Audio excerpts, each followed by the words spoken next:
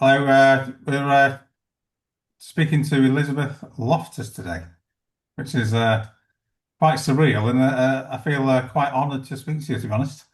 So, Well, thank you. Thank you. the main issue I had with today was getting the timing right for the time difference. I know. I leave that up to you. Yeah, so I thought I'd just keep you on your toes, saying it was 5:30. So, yeah, so I run a psychology business in the UK, and I thought this would be really good because a lot of the students obviously are very familiar with your work. Uh, you're obviously very well known over here for memory research and stuff. So just to kick things off, how did you get into psychology yourself? Psychology, okay, big psychology. Well, um, I have to take you back to when I was an undergraduate. I was at UCLA. I was majoring in mathematics, and I had to take some electives. So I took introductory psychology.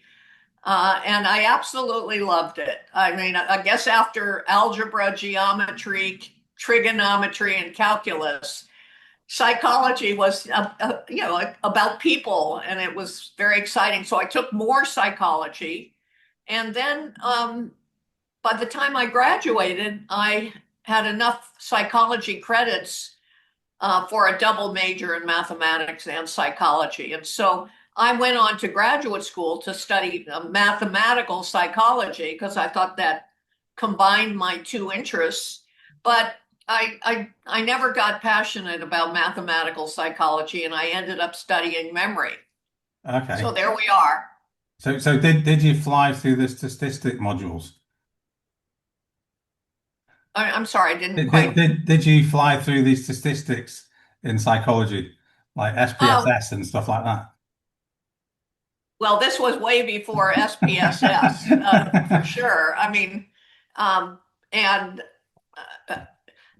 because I was proficient in mathematics, I once I had my PhD in psychology and was teaching for many years, I actually taught the statistics class, both an undergraduate and a graduate level statistics class.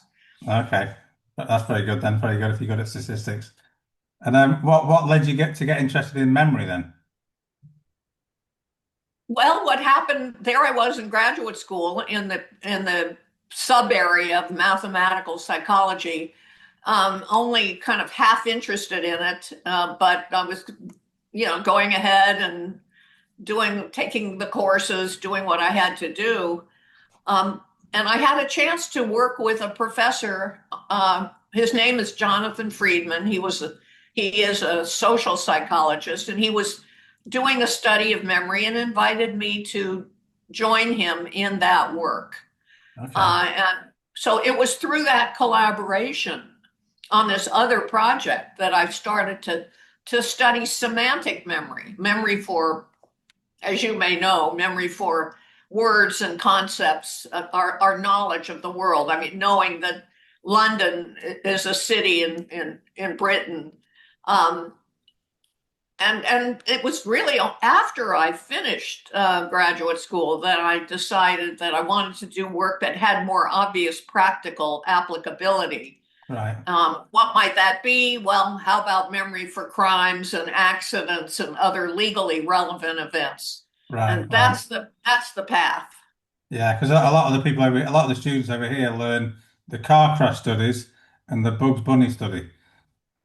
They're the Yes, two. well, and those were some of the early studies when I was Yeah, looking at leading questions in the questioning process and yeah, how that might influence what witnesses remembered. yeah. Because it's quite interesting how memory is not like a video, is it? You can have two people see the same thing and remember different aspects of it. Well, that happens a lot in not only in eyewitness settings where people are um, seeing the same accident or seeing the same crime and remembering it differently, but I mean, it also happens in other aspects of life, as when you dispute a past memory with a sibling, for example. Yeah, yeah.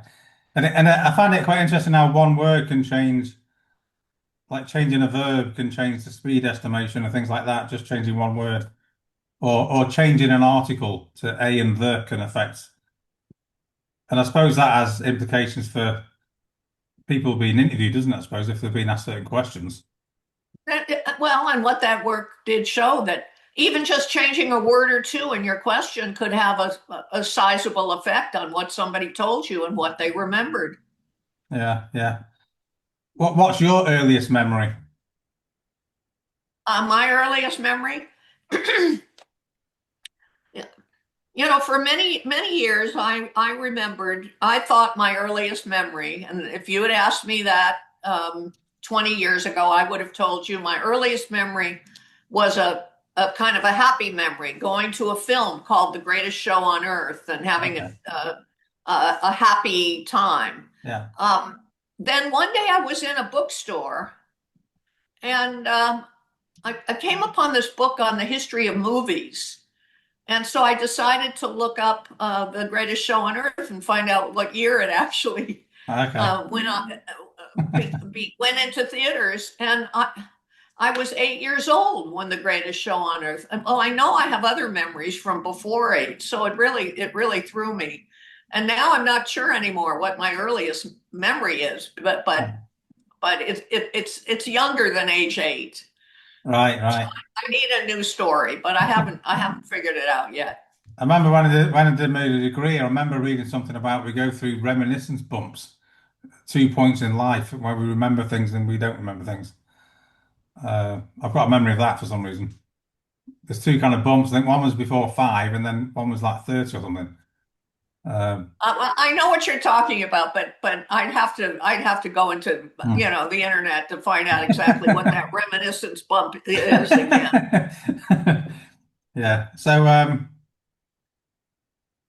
right, let me look at the science of memory. So how accurate is human memory, or does it vary on what we're remembering? I don't think you can answer that question easily. It completely depends on the conditions.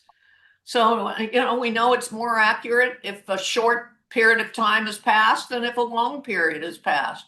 We know it's more accurate if you have not been exposed to misinformation compared to when you have been exposed. So there's so many different factors that can affect the accuracy of memory. All you can really say is sometimes it's pretty accurate and sometimes it's very inaccurate. Yeah, yeah. So just having a conversation with someone else who's witnessed something, you can then incorporate that into your own memory, and it gets reconstructed. Is that fair enough? Well, we do, yeah, we do incorporate what other people say and suggest to us. We often incorporate that into our own memory, and that leads to this phenomenon called the misinformation effect, which is something I've been studying for decades. Yeah. Yeah, misinformation effect. Another study that comes up a lot is Bartlett's study, War of the Ghosts, with the cultural differences. Um, Uh, yes. that's quite interesting with the serial reproductions, how it Um, changes. well, I've studied Bartlett's original writings from the 30s and written a little bit about his interesting work on the constructive nature of memory, and he's a towering figure in the field of memory. Yeah, yeah, yeah. Yeah, it's interesting. And another area that we're interested in is false memories. Now, this is because people like your Bugs Bunny study. So, so you basically got advertising copy with kind of Bugs Bunny around it, and then you're asking people to remember going to Disneyland, and they remember meeting Bugs Bunny and shaking hands and things like that. So what's happening there then? Why are they remembering things that never happened? Well, first of all, let me give a little context here, Steve. Um, I had been doing these studies starting in the early 1990s that showed that you could do more than just change a detail in somebody's memory, that you could plant an entire memory into somebody's mind for something that didn't happen. And one of my early studies was planting a false memory that you were lost in a shopping mall and you were frightened and crying and rescued by an elderly person and reunited with the family. And then other investigators planted other rich false memories. You were attacked by an animal, or you nearly drowned and had to be rescued by a lifeguard. And the critics came along and said, maybe these things really happened, and maybe your suggestive questioning process was triggering a true memory instead of planting a false one, as you were suggesting. Hmm. So um, we looked at that criticism and said, what we need to do is try to plant a memory of something that's impossible, that could not have happened, so that we could clearly demonstrate that what we have done, if we were successful, is plant a false memory. And that's where the idea of Bugs Bunny came from. Right. Because Bugs Bunny is a Warner Brothers character and would not be at a Disney resort, when we managed to get people to remember shaking hands with Bugs Bunny Yeah. and seeing him, eating a carrot or whatever they saw him doing, we knew we were planting a false memory. Yeah. And other investigators after that have also, come up with some pretty creative ways of planting something that is basically impossible or highly implausible. Yeah. Yeah. It's amazing that, isn't it? How people can, and they probably really believe it, don't they? That they've been there and met Bugs Bunny. Well, we think people believe what they're saying when they tell us that they saw these things that were merely suggested to them. That's an interesting psychological question that we are continuing to investigate. How do we know that they really believe it, or are they just saying it because they want to please the experimenter, the old demand characteristics issue? Yeah. And we're trying to devise some ways that we can separate out and can tell us whether our subjects really, really believe in what they're saying. So it could be the Hawthorne effect, maybe. Maybe. You have a very strong accent, and sometimes when you ask me a question, even though we're speaking English together, I I I have to ask you to repeat it because where are you from, Steve? Macclesfield. Oh, okay. So Not. if I ask you to repeat it, it's only because I'm having a little difficulty with the accent. But and maybe you are having the same thing with my American accent. I don't know, but No, I'm okay with the American accent. okay. Yeah, yeah, yeah, I'm okay with it. But I was saying demand characteristics. So, sometimes we call it the Hawthorne effect. Oh, the Hawthorne effect. Hawthorne Well, effect, yeah, now the Hawthorne effect. Now that's when if you're observing something that yeah, you can maybe change the behavior. And I don't make much use of the Hawthorne effect in my work. I haven't found it to be particularly. I mean, it's a phenomenon and it's worth knowing about, especially if you are have expertise in or teaching psychology, and particularly introductory psychology. But I don't see it as an issue in the misinformation world. yeah, yeah. There could be demand characteristics where people are, they're just saying, I saw Bugs Bunny because they think that's what you want to hear and they don't really believe it. That's a possibility, and that's the kind of thing we're interested in exploring. And and if it's a real memory, would they be very accurate on details, or would they just create that? What people do when they have gaps in the memory and they're getting pressure to remember more, they'll fill in those gaps with details that they construct.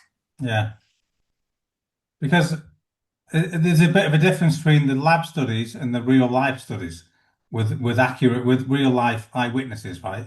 There's a bit of a difference in what they remember.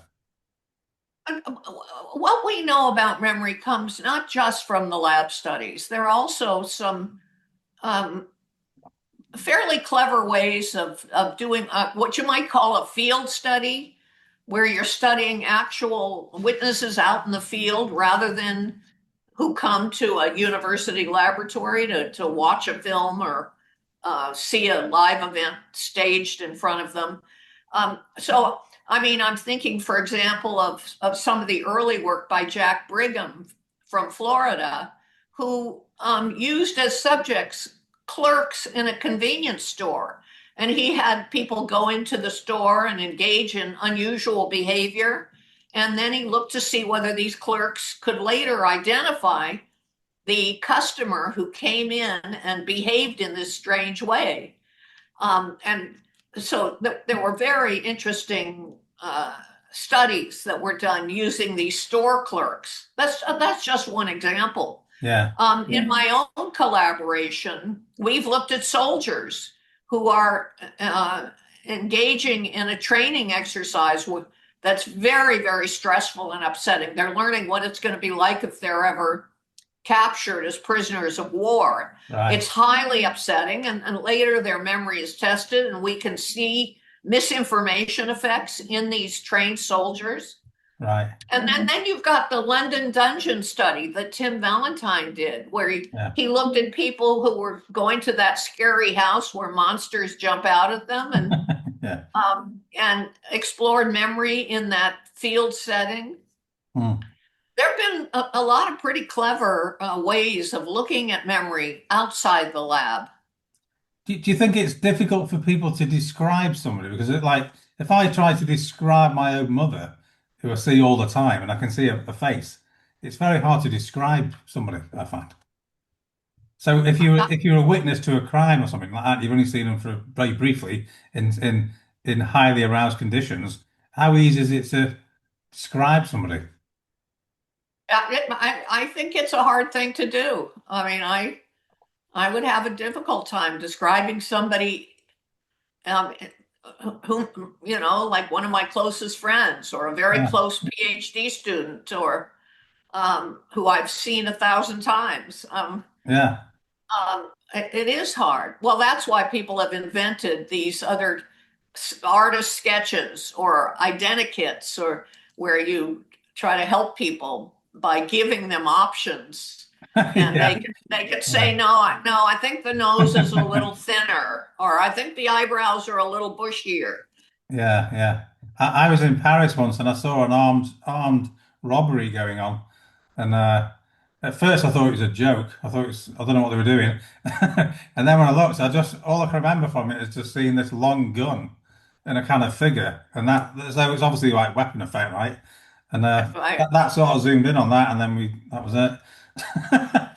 So there you go. You got to experience weapon focus for yourself. Yeah, I literally just went like this, and all I can remember is the shotgun and the kind of figure, but I paid no attention to the person holding it. So what's going on there then? What's happening there? If you just this weapon effect. Well, the weapon focus refers to a situation where a weapon is involved in a crime scenario, and what can happen is that weapon captures the attention of the witness. If they're fixating on the weapon, they're not looking at other things, including looking at very much at the face of the person holding the weapon. And there are reports that it reduces the ability to answer those other questions or to identify the face of the person holding the weapon. And many decades ago, we actually did some eye movement tracking studies where we could see that people were making those eye fixations on the weapon compared to a neutral object that was the same size and same position. And so we could see the connection with eye fixations. Yeah, the eye fixation is really good because they use them on athletes a lot to see what they're looking at. Yeah, they're very good, those. I like those.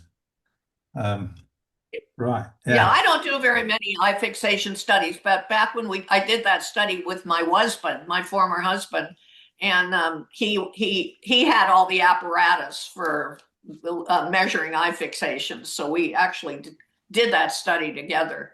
Did you say husband or husband?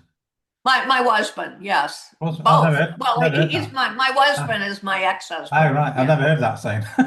Oh yeah. Well, that's what you call them when you still like Oh, them. right. Yeah. I've never heard that before. So, so we talked a bit about false memories.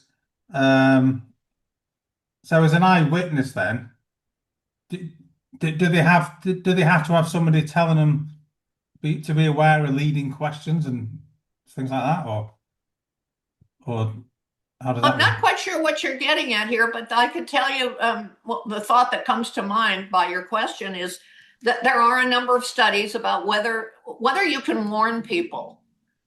Can you warn people to watch out for misinformation? Mm. And when they get that warning, can it help protect their memory and defend against the misinformation? And the answer is yes, especially if you warn them before they get misinformation. They can, in some sense, put up a bit of a barrier, scrutinize the incoming information more carefully, and possibly notice that things are wrong with it. The thing is, when we're walking around the world, we don't have this warning sign flashing all the time. Yeah, So people are not defending themselves typically against misinformation in a typical situation.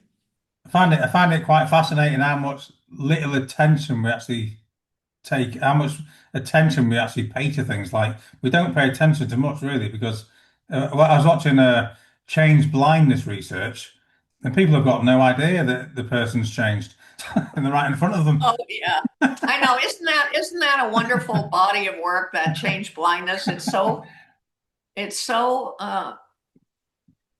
interesting, and I have found it handy because I've had situations where people didn't notice something that was sort of obvious, and other people thought it should have been noticed, and you have an individual in court saying, "No, I never noticed that," and there's a tendency for somebody to say you must be lying, but you can bring in the change blindness research to show that under the right conditions, we don't even notice a giant gorilla. Yeah. Yeah, sometimes I show that to students and they're like, and then you play it back and they're like, oh, how can you miss that? Yeah, Quite funny. yeah, And I've seen another one where the man was, it's kind of a piece of wood being delivered and they kind of cut through and then they swap the person over. And they're completely different and people just carry on giving directions. And it's just fascinating how we don't pay attention to stuff right in front of our face. yeah, Sometimes I go to the fridge to get something and I can't see it. And then my other half will go and have another look. You're looking like a man. I'll go and then she'll go and get it. yeah. Yeah. Well, and that there's just a whole line of research there. I mean, so, of course, people will notice some things. If that man turns into a woman, sometimes people do notice. But if a man turns into a slightly different man, yeah, maybe not. Yeah, yeah. I think with memory, if we didn't have memory, our whole life would just be a void, wouldn't it? Like like our lives depend on memory, right? To kind of Right. live. Sure. I mean, we wouldn't know how to, get up in the morning, go make the coffee, butter the toast, find the car keys. I mean, get yourself to school or work. I mean, we need memory, and it often serves us very well. Yeah, yeah. And let me have a look at another bit. What advice would you give students learning psychology? Like, have you got any? Because I sometimes it feels like the education is just a massive memory test and a stress test. Like they got to remember all this information and then regurgitate it. But Well, I think being a psychologist and the training that you get in psychology is something that is valuable to people in their everyday life, whether they go on to make psychology a career, either as a teacher or in industry or in some other setting, or just living life. Because what we learn in psychology is a way of thinking, and we learn how to ask, what is the evidence for some proposition that somebody is trying to convince us of? What exactly is the evidence? And we know how to be very sophisticated about asking that question. What is the evidence? I mean, what kind of study? How many subjects? Was there a control group? Did the experimenter have a bias going into the study? What kind of statistics were used to analyze the data? Were those statistics proper statistics? All of that is what you end up with, a way of asking, what exactly is the evidence for any proposition that somebody is going to try to fob off on you, and they will all through our lives. So I think that that's one of the great gifts that the study of psychology gives to us. So to think critically about something, not just accept it. Right, right. Yeah. I was going to ask you quite. Oh yeah. For some reason, I've got a very good memory for jokes. But I don't know why. I think maybe I just learn lots of jokes all the time. Oh, They're not very good jokes, but I've got a good memory for jokes. oh, you do have a good memory for jokes. Well, Yeah. while we're on the subject of jokes, I don't know if you've noticed this, but particularly during COVID, when I had to give lectures on Zoom instead of, in person, they don't laugh at your jokes. Uh, so It's yeah, it's it's it was really hard to be teaching on Zoom, instead of in person. I could have helped you then. I could have helped you then, you see. Um, have you ever read that book called The History of Glue? I don't think so, no. I read it, but I couldn't put it down. Oh, So that's the level of joke. well, Not very good. But so like life for you at the moment, do you keep busy with psychology work and stuff? oh yeah. Well, I'm continuing to do my graduate students and other members of my research lab are continuing to do experiments. So I'll just give you one example. In the misinformation studies that we've done, mostly we change people's memory for a detail. We make them believe the car went through a stop sign instead of a yield sign, or that the perpetrator had a brown jacket instead of a green jacket. But what I've gotten interested in lately is whether you could change people's subjective recollections about an event. If you saw somebody engaging in rather innocent behavior, behaving kind of neutrally or gently, but you heard other people say that it was very aggressive, could you, could you now find that your original subjects are remembering the behavior as aggressive? And I think some of this may be happening in some of the legal cases that I work on, where somebody says some bad things about an individual, speaks about it in social media or in some public setting, says the behavior was very inappropriate, and other people then say, I think maybe he was inappropriate with me too. So it's kind of a change in subjective recollection, and we're doing studies of distortion of how aggressive or threatening somebody's behavior was. Right. I think there's a study once about they got people to read a description of a character, and at the same time they said, "Can you hold them a coffee?" and like a hot coffee. And then another time it was like, "Can you hold them a cold drink?" And I think the people who held the warm drink reported the character was nicer and kind of warmer than the people who held the cold drink or something. I've got a memory for Um, that one. I would check that one, because there are a few of these really catchy studies that people have had a little trouble replicating, Mm. and I just want to ask you whether that one had been replicated, and Do we know that that effect is real? It has been reported, Mm. just the way you're. It, Um, it, it was at a Tony Robbins event. when I think he talked about it, but I don't know whether yeah, I never checked it out. But I just remember it. I thought it was sounded quite a good one. But I'll have to look into yeah, that one. yeah. I know because since I work in the legal space of law enforcement and criminal and civil law.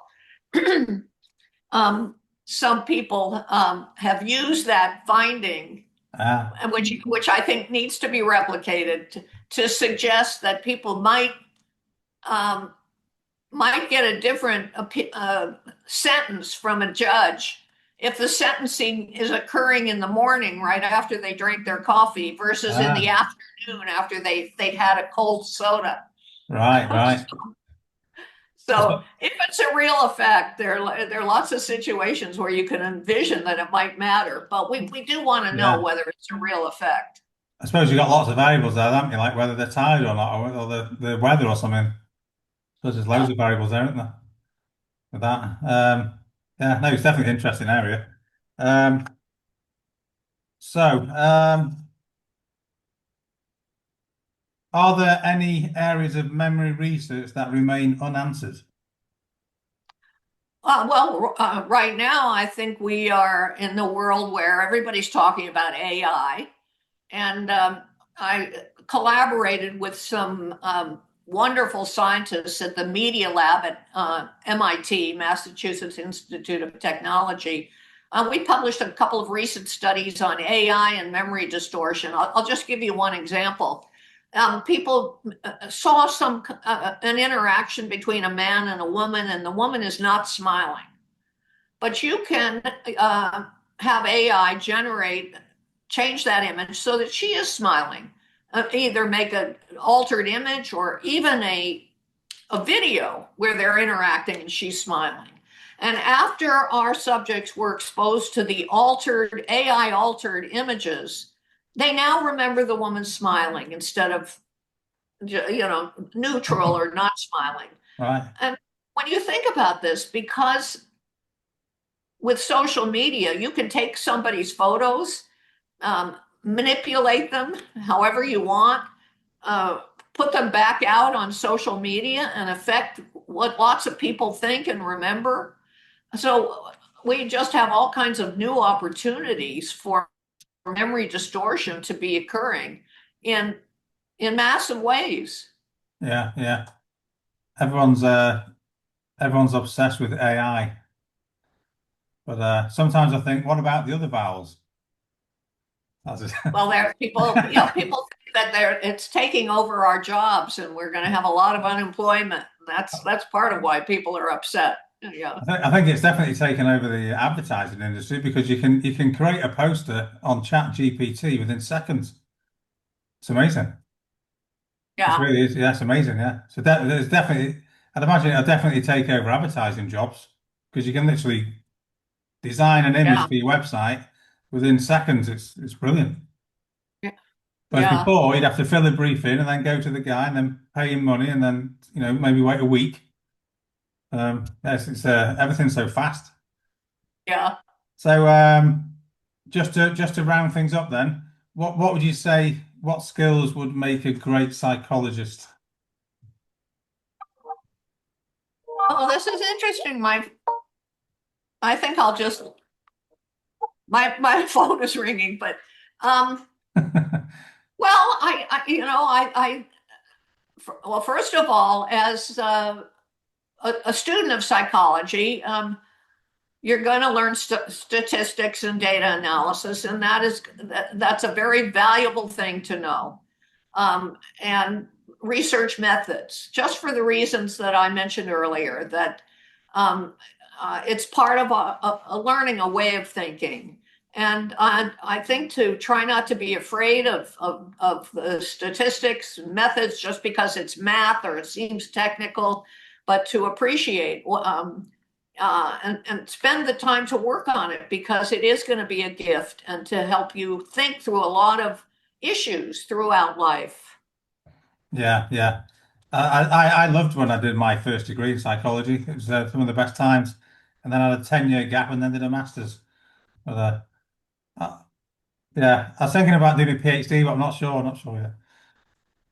Oh, well, okay. Yeah, you got time. You can do it or not do it.